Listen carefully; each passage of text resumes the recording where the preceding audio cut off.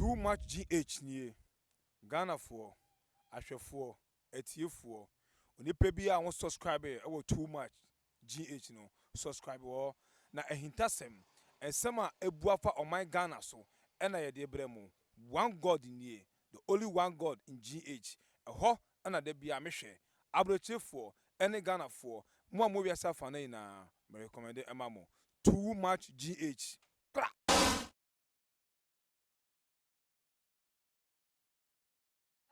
for any adofono mema obibia akwaba ede eba too much GH so ye breaking news any day ababeto yapono so na mumi aba face kapamede babe sommo ye Chinese ni abranti a chese wono ababeto edwa ese akrofo remfo ato ahye ne so abobo ni tu ama sese any day wato nananom ewo ye ensiedo na ye arabusem weyi esi ye ewo ye brono ani din ede ye mafia pro so ho na sa si ye na Chinese ni ye believe say oye mine na wo mo mutu galamsey wo mo pepe gold yi ebi na car wo twe Toyota and registration number JN 459-15 na chese wonam Quentin Fino so mafia pro so honom na chese akonforemfo ekokohia no na ono nko enenam no ne ni colleague na wo mo wo adwumam enenam na de ntia ma ni free adwuma ma na colleague fo na eka ne ho yesem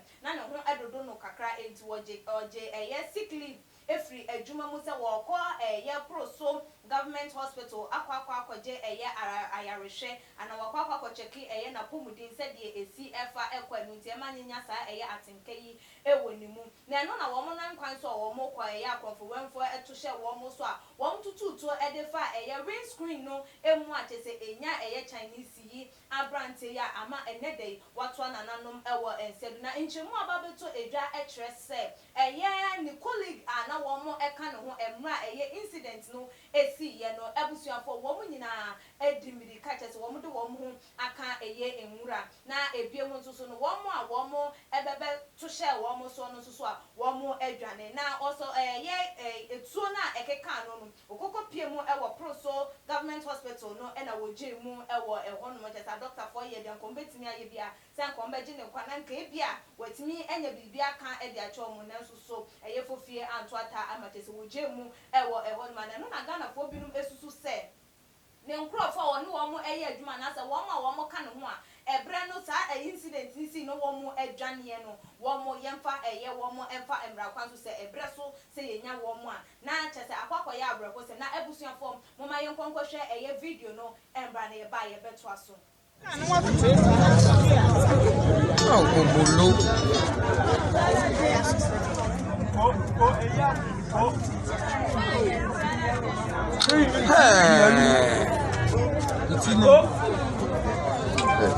Jesus.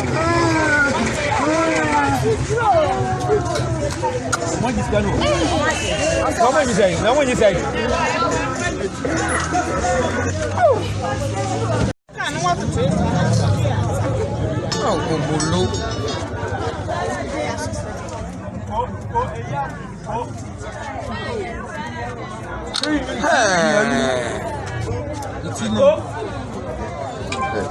Jesus. What is going on? How many say? How many say?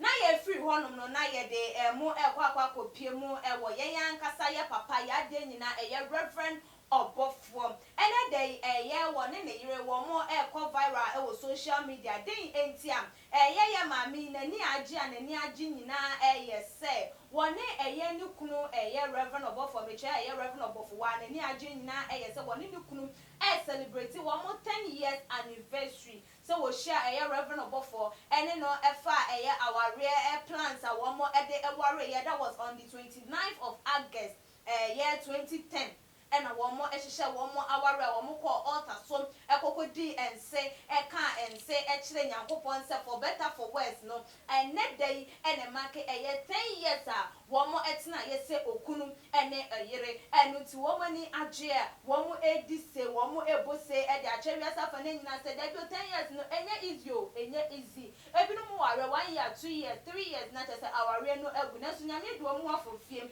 ama ene day 10 years woman wo enkwada pori eye enum mubeka ya na nsin ya na chese triplet ebebeto eye abonten ya na edikan we edikan ya wo eye mienu enso ntina kwakoye enigide ede ama wo ni kunu chese wo mutimi fa wo manigi a wo mu enya no enhye enti wo mu de ababeto abonten se gana fo nyina enka wo mu ho na chese wo mu nsusu emmo eye ese emfa eye ensem no ehu na abusua eno so mu man kohwe eye video no na ye nsan embra 10 years and married. It's good. And the love is too. I love you. The movement is too great.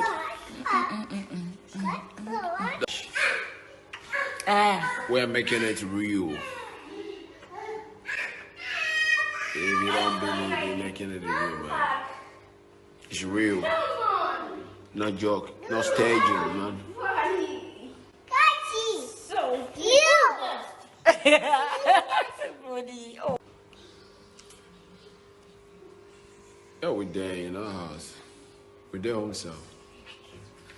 Home sweet home. Yeah. 10 years and married. The youngest couple still in 10 years journey. We're still making it happen. Yeah.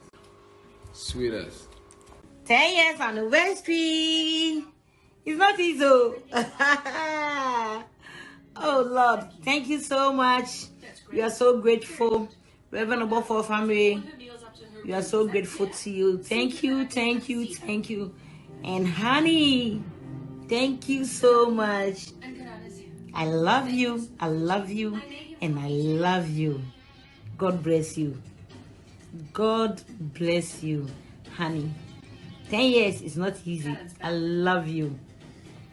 na ye free hono na ye to so e de akọ ye nua ba jese dodo na enim no se afia ye odo wodi nsem bi ababetu edwana ne di ankasa e de ye Andra Owusu na showbiz no e na ne din e de afia odo na wono wo ye disappointed e wo hawa ye asofo binum aye omo se nyame e de ama ye timamu efo ni nyina ye se ye ne potem a wo abaya bi yare okokopiem wo sofo bi akache na okopiemu e wo honom no ene se wentimi enya enkwa ebiem a wato na nonom ewo ense do into hu ne se asofo enya doctors no mu nya se wo mo wo mo eyelta wo mutimi ye bibia ewo nyame tumi mu na saade no eni wono no de se wetu dwa no ebi bo na baso ebi no so etwa e de bono se asofo nya nyame kwapo na doctor fo nso enya nyame ebusiafo aha ena brebe ma me kwan ama me de ye breaking news ne de nya ye ababa so mo adwentwe bi a wo fa ense no wo betimi e de atu edwa me de ebra me din e de ekria sikapa dasene ye besane hia makram